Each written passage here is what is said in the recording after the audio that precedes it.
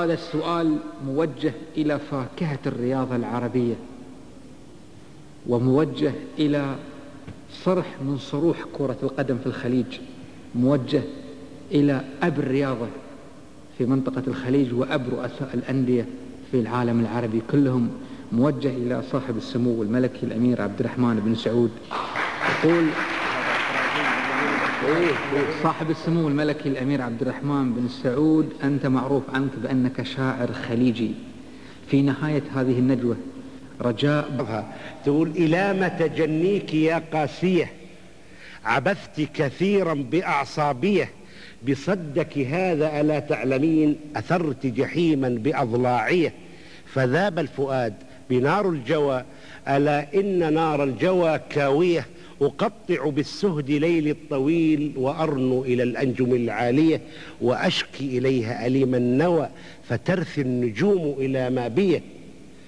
بعثت إليك بما في الحشا رسائل حبي وأحلاميه، ولكن بخلت برد الجواب، فأشعلت نارا بأحشائيه.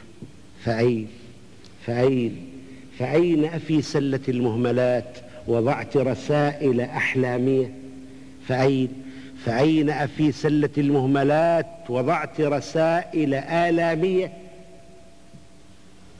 فقلبي بالله ما ذنبه، وما ذنب روحي، وما ذنبيه، فسحر جمالك أوحى الهوى، وعيناك كانت هي الجانية.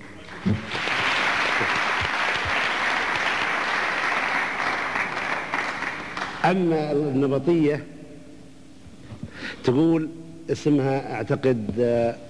والله ما أذكر اسمها، تقول: يا عين هيدي اسمها، تقول: يا عين هيدي بلكرة ربع ساعة،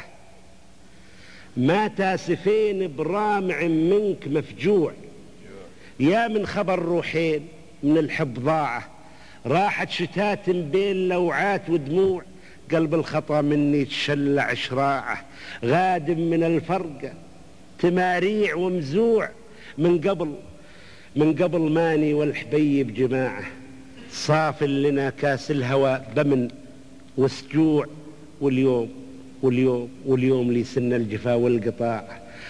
حبل المواصل بيننا اليوم مقطوع، واليوم لي سن الجفا والقطاع، والسمر يبرى حبها الحال باسبوع. يا زين ما عندك الخلك شفاعة، تراك هاجرني على غير مشروع، والله فلا لغير حبك بضاعة، غلاك مطبوع بقلبي ومزروع، ابصر بزلة صاحبك وانخثاعه، ابصر بزلة صاحبك وانخثاعه، وارحم محب بين يديك مجدوع، القلب عندك يا حبيبي وداعه، حكم الهوى بيدك ولا الهوى طوع.